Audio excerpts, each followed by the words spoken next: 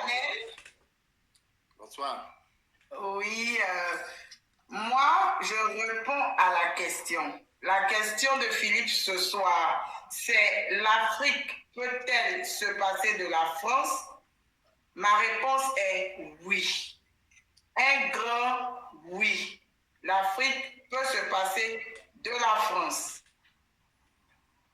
Et pourquoi l'Afrique ne peut pas se passer de la France? En fait, je te retourne la question, Philippe. Pourquoi? Parce que l'Afrique ne produit pas ce dont elle a besoin pour vivre. L'Afrique ne produit pas ce dont elle a besoin pour manger. Elle ne produit pas ce dont elle a besoin pour l'électricité. Voilà. Donc, elle n'est autosuffisante dans aucun domaine. Même les écoles, ce sont les programmes français qu'on étudie. Même la langue qu'on parle, c'est le français. Donc, on peut se passer avec un gros oui. Ça va expliquer comment on va faire. Voilà. Au fait, la question est, peut-elle se passer, c'est oui. Maintenant, pour que l'Afrique arrive à se passer de la France, il y a un prix à payer. Un très grand prix à payer. Par exemple, on a l'exemple du Rwanda aujourd'hui. Pour que le Rwanda arrive à se passer de la France, on a vu ce que ça a coûté au Rwanda. Ça lui a coûté le génocide. Et donc, on doit tous être conscients que... Attends. Tu as dit que pour que le Rwanda se libère de la France, ils ont dû payer le prix d'un génocide, c'est ça? Ah ben oui. Ou bien... Quel est le rapport entre le génocide et la France? Ah, mon frère, tu veux me faire débattre de ça? Ça là, moi, je ne veux pas parler de ça ici. Mais tu sais, là où je veux en venir, nous tous ici, on n'est pas des bébés, on sait de quoi on parle. Ce que tu dis est tellement vrai. Aujourd'hui, au Rwanda, quand tu parles un Rwandais, tous les Rwandais comprennent français, hein, mais ils vont te parler en anglais. Ça change quoi donc? Tu changes un maître pour aller vers un autre maître? Non, bon, c'est comme ça que tu vois. Moi, je veux répondre à la question que tu as posée. Oui. L'Afrique peut se passer de la France, oui. Pour aller vers un autre maître, ça nous regarde. Mais je suis en train de répondre à ta question. Parce que dans l'esprit de beaucoup d'Africains, surtout Africains francophones, quand j'écoute les interventions, par exemple, du Marocain, du frère qui vient de parler, on a l'impression qu'on est lié à la France forever. On n'est pas lié à la France forever. Si aujourd'hui l'Afrique décide de se passer de la France, l'Afrique va se décider de se passer de la France, mais avec tout ce que ça va lui coûter. Par exemple, moi je viens de la Côte d'Ivoire. En Côte d'Ivoire, que ce soit la société d'électricité, la société d'eau, la société de tout ce que tu sais, même ce que tu ne sais pas, ce sont les Français. Donc, si on décide de se passer de la France, il va falloir prendre notre courage à 3 mains, ce n'est pas à 2 mains. C'est-à-dire qu'on décide que, ok, la France, là, on met une croix dessus et on cherche d'autres partenaires. C'est tout, parce que sur la terre ici, aucun pays ne se développe seul. Les États-Unis, ils sont grands comme ils sont grands, mais ils composent avec d'autres pays, ils composent avec tous les pays du monde. Donc, pour nous aussi, en tant qu'Africains, on n'est pas obligé. Au fait, en Afrique francophone, on se sent lié à la France. Pour tout, il faut la France. Alors qu'aujourd'hui, il y a la Chine qui est là. Il y a la Chine qui est là, il y a la Russie qui est là, il y a même les États-Unis qui sont là et tout ça. On peut se diversifier, on peut se passer de la France, on peut décider de vendre nos matières premières ailleurs. On peut décider de transformer nos choses sur place nous-mêmes. On va dans les mêmes écoles que les Français, que les Européens. Toi-même, tu dis les programmes qu'on nous enseigne, tout ça, c'est la même chose. Nous, on a beaucoup de médecins africains qui viennent étudier. Toi-même, Philippe, tu étudiais en France. Nous tous, la même chose qu'on nous enseigne là-bas, c'est ce qui rentre dans notre tête. Mais pourquoi on ne peut pas se passer de... C'est à nous de décider, nous, Africains, de décider que oui, on ne peut plus traiter avec la France. Moi, je réponds à la question que tu as posée. En choisissant un autre partenaire. Un autre partenaire qui peut être la Chine, qui peut être la Russie, qui peut être ce que tu veux, mais pas la France. On peut se passer de la France. Voilà, bon, je vais m'arrêter là. Voilà, vous aurez compris. J'avais dit, excusez-moi, quelle est ma motivation là pour aujourd'hui? Voilà, très bien. Aujourd'hui, nous sommes donc le 24 octobre 2021. Je fais cette vidéo, figurez-vous, voilà, très rapidement pour revenir sur Monsieur Philippe Simo, un jeune Camerounais, ingénieur, voilà, qui a une chaîne, voilà, qui mobilise beaucoup de jeunes gens, beaucoup de jeunes Africains, parce qu'il le fait bien, investir au pays. Maintenant, moi, à chaque fois quand je viens à la charge pour lui faire mes objections, c'est quand il veut aborder les questions politiques. Il n'est pas à l'aise, et du coup, il a, compte tenu du nombre de... Je crois qu'il est à presque 500 000 abonnés sur YouTube, c'est énorme, c'est énorme. Et que par conséquent, quand il parle d'investir au pays en parlant des affaires, de business et tout, bon voilà, là-dessus, j'allais dire, j'approuve. Peut-être pas à 100%, parce que quand j'ai vu que la dernière fois, il parlait de comment faire pour devenir riche en devenant pasteur. C'est-à-dire qu'en fait, eux, leur paradigme, c'est l'argent à tout prix. Voilà. N'importe quoi. Voyez-vous? Donc c'est de l'aliénation. Hein. Parce que je vous dis, par exemple, l'oligarchie occidentale, c'est l'argent qui est roi, même plus que le roi, l'argent est Dieu. Et donc là, les Simo et compagnie, ils sont dans cette alignée-là. Vous voyez? Donc là, Simo, qu'est-ce qu'il a fait, Philippe Simo? Il a fait une vidéo de 9 minutes, je crois, si je ne me trompe pas, où il est revenu sur le sommet qui a eu lieu à Montpellier récemment, où M. Macron a fait un casting. Et il a réuni quelques jeunes entrepreneurs et tout ça là-bas. Un sommet Afrique-France, alors que c'est toujours France-Afrique, compagnie. Donc je t'embrouille. Donc, qu'est-ce que je voulais dire? C'est que je vais vous envoyer le lien. En fait, c'est très, très intéressant ce qu'il vient de faire. C'est-à-dire que l'exercice, c'était comme il a l'habitude de faire. Hein, il a des vidéoconférences là, avec, enfin, en tout cas, des échanges avec d'autres jeunes gens aussi qui sont entrepreneurs. Voilà, par exemple. Et là, cette fois-ci, il s'agissait de parler. Le sujet, c'était est-ce que l'Afrique peut se passer de la France? Déjà, il y a un qui l'a recadré en disant il ne faut pas parler de l'Afrique, il faut dire est-ce que la zone France-CFA, la zone des aliénés, la zone des complexés, est-ce que eux, ils peuvent, comment dire, se passer de la France? Voilà. Donc, il y a une nuance. Même si c'est vrai que lors de ce sommet-là, on a vu que dans la zone, enfin dans les 11 invités, il y avait une Marocaine ou Tunisienne, en tout cas une jeune maghrébine, et puis il y avait aussi une Kenyane et une Capverdienne, donc qui ne sont pas tous des... enfin, ils ne sont pas tous francophones, en gros c'est ça, mais ils ne sont pas tous aussi dans la zone CFA. Voilà, vous voyez. Mais toujours est-il que la grosse majorité, c'est la zone CFA. Hein, puisque vous avez eu, je crois qu'il y avait un Camerounais, il y avait un Ivoirien, il y avait un Sénégalais, il y avait un Congolais, enfin un Congolais, encore que Congo, alors je ne sais plus si c'est Congo Kinshasa ou si c'est Congo, comme la Brazzaville. Voilà, mais bon, en fait, je vous enverrai le lien, il est très très intéressant parce que lors de cet échange-là qu'il a eu avec, comme il a pour habitude avec ses partenaires là, qui le suivent, ses abonnés, eh bien, il y a quelques-uns qui abondent dans son sens, naturellement, mais il y en a d'autres, mais qui ont une conscience politique. Ah ben oui, non, parce que là, on n'est pas dans les domaines des affaires. Là, les discussions portent sur la politique. Quoi qu'il en dise. D'ailleurs, lui-même, quand j'ai vu le sommet, j'étais très surpris qu'il ne soit pas dans les 11. Ben oui, parce que je le suis pas systématiquement, mais dès qu'il vient parler de politique, là, j'essaie de regarder ce qu'il dit. Vous voyez? Et le constat que je fais, je vois qu'il n'est pas à l'aise, et donc il nous fait perdre du temps. Pourquoi? Parce que si lui, il avait l'honnêteté intellectuelle de dire, bon voilà, écoutez, sur le sujet politique, je ne suis pas à l'aise, hein, parce que moi, mon domaine, c'est le business et les affaires, eh bien, allez regarder Nathalie Yamb, allez regarder d'autres frères et sœurs, Kémy Séba, voilà, qui, eux, vont bien expliquer la chose, hein, parce qu'ils sont au fait, ils sont très avancés. Hein. Et puis aussi, il y a d'autres frères. Moi, j'ai découvert un frère haïtien, et d'ailleurs, lui aussi, pareil, je vais mettre le lien, et vous allez voir que c'est la boucle finale, c'est-à-dire que par rapport à ce sujet d'aujourd'hui, il explique très bien les choses avec beaucoup de pédagogie. Hein, il a beaucoup de pédagogie. Et vraiment, moi, ça m'épate. Et du coup, je dis respect. Hein, un frère haïtien, je crois qu'il doit être d'origine haïtienne. Voilà. Donc, lui aussi, il a parlé de, comment dire, le problème du sommet France-Afrique qui a eu lieu à Montpellier. Et puis, il a commencé par son introduction en faisant écouter l'interview de Jacques Chirac, qui à l'époque, une vidéo comme ça qui dure 3 minutes, je crois, où il disait qu'en fait, l'argent qui est dans notre portefeuille, nous, en tant que Français, eh bien, on le doit à l'Afrique.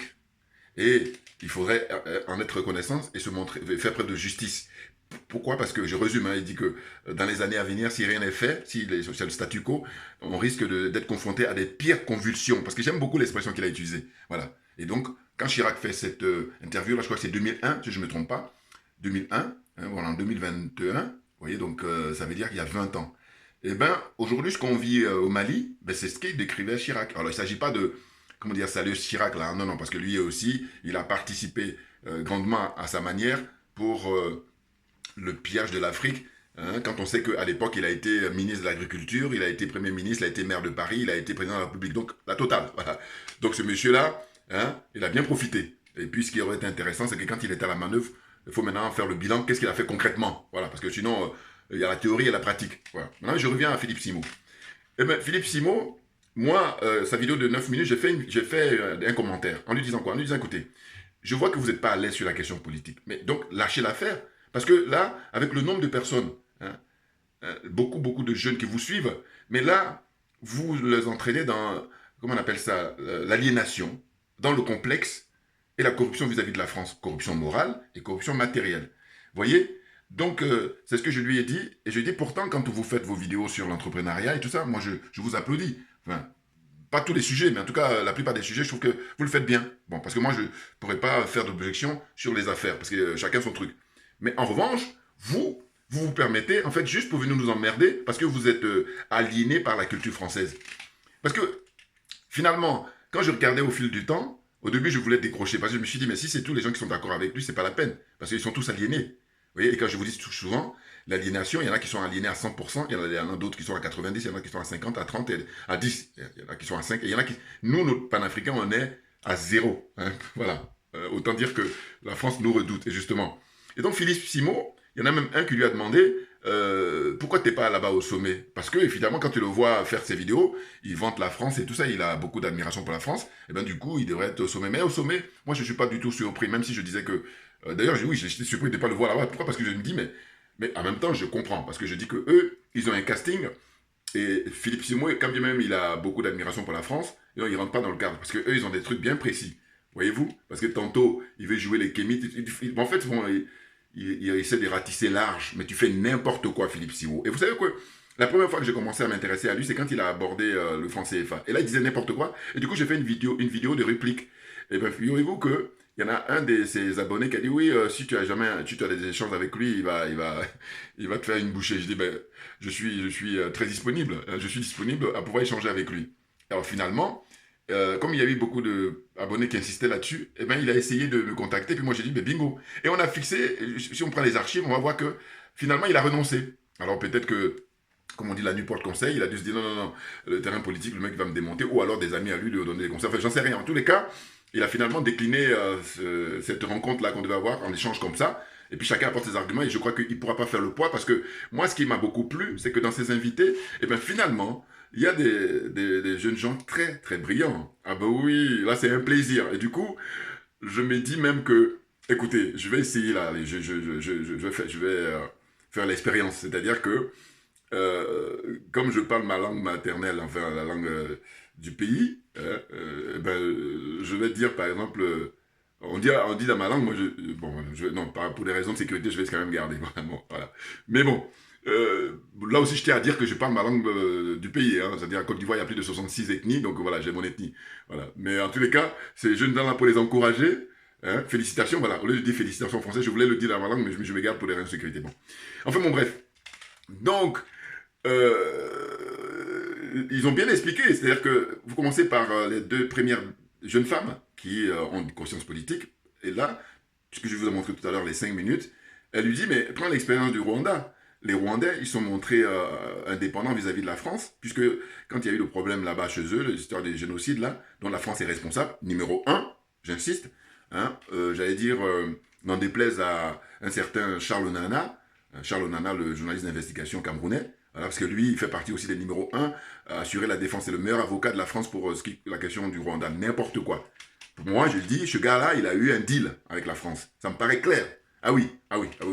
Non, parce que, je dis, il y a des officiers français qui ont écrit et qui dénoncent justement le fait que la France a sa responsabilité, sans nul doute, hein, incontestablement, sur le génocide en Rwanda. Et lui, il sort d'où pour nous dire j'ai des dossiers, moi j'ai des conneries.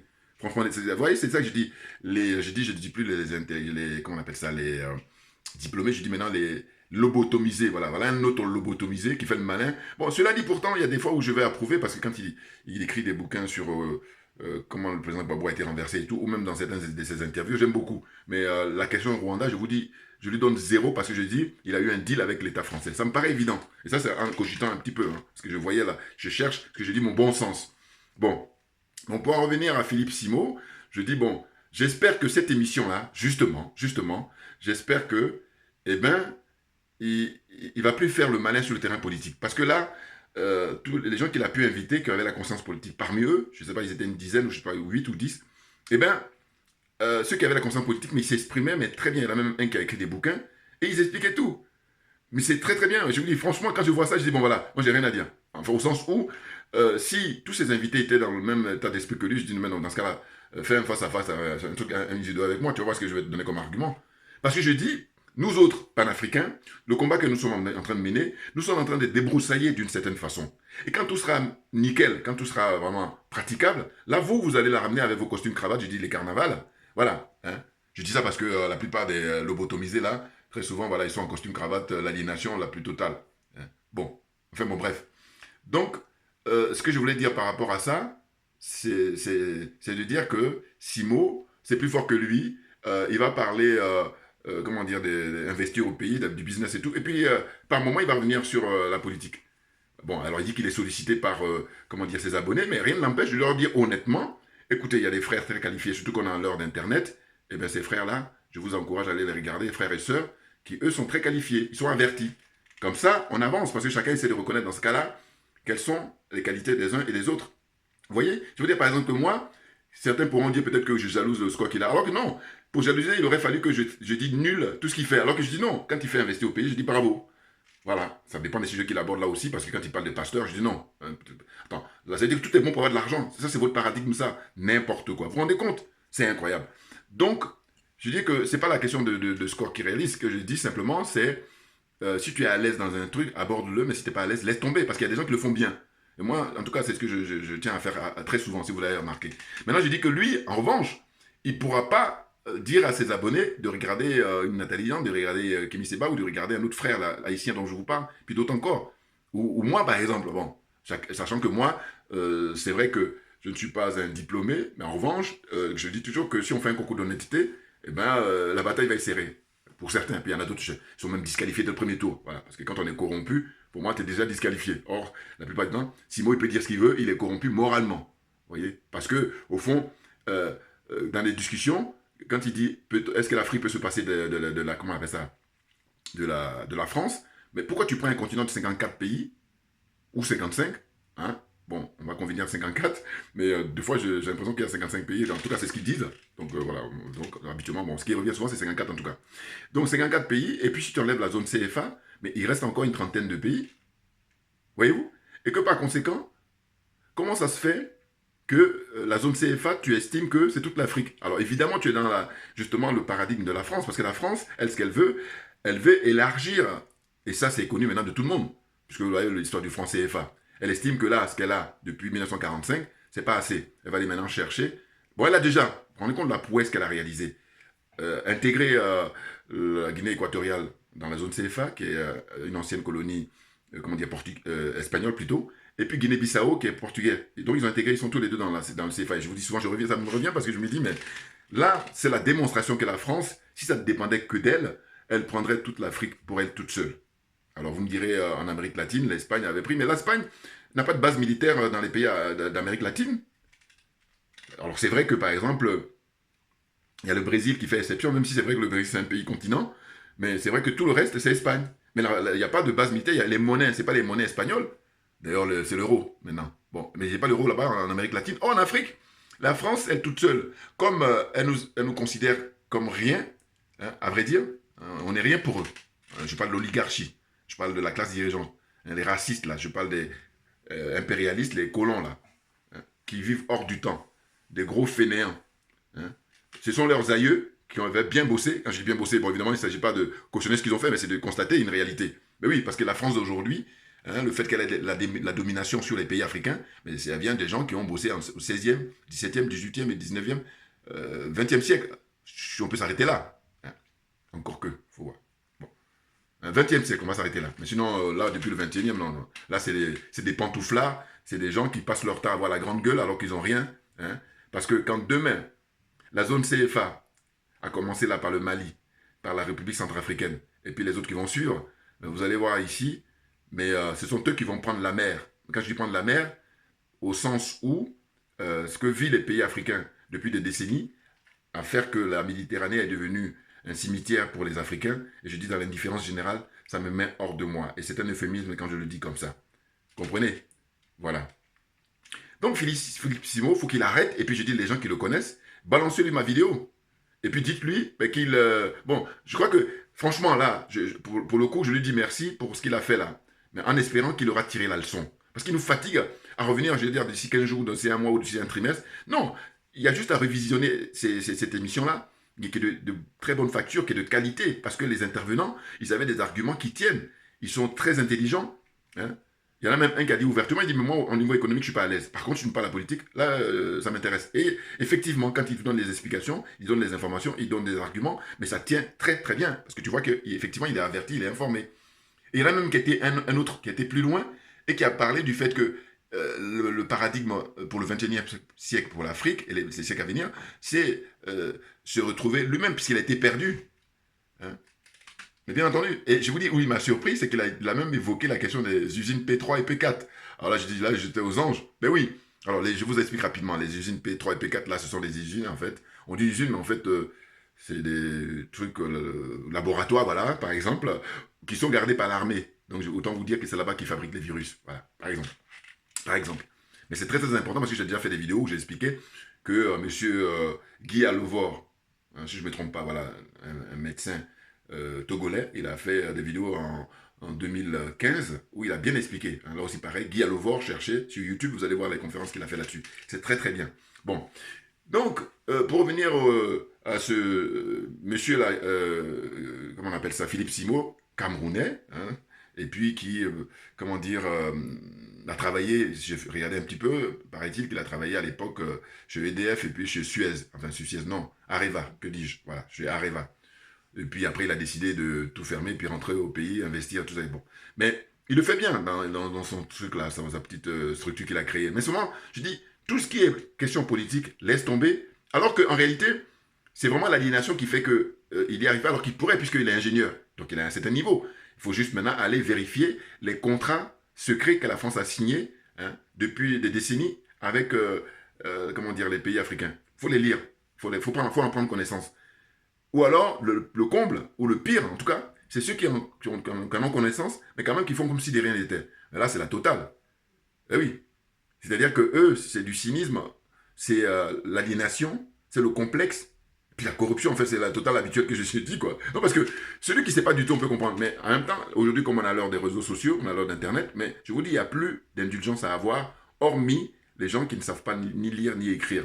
Et même ça, en écoutant, sauf s'ils ne savent pas au niveau des langues. Mais maintenant, même je vais vous dire, on parle en bambara, on parle en, comment dire, en wolof, hein, en lingala. Enfin, il y a plein de personnes qualifiées qui maintenant font des vidéos en expliquant les situations géopolitiques, situations économiques dans nos langues. Donc c'est vraiment, là, merci à ceux qui ont inventé Internet, je me répète encore, c'est clair, vous comprenez?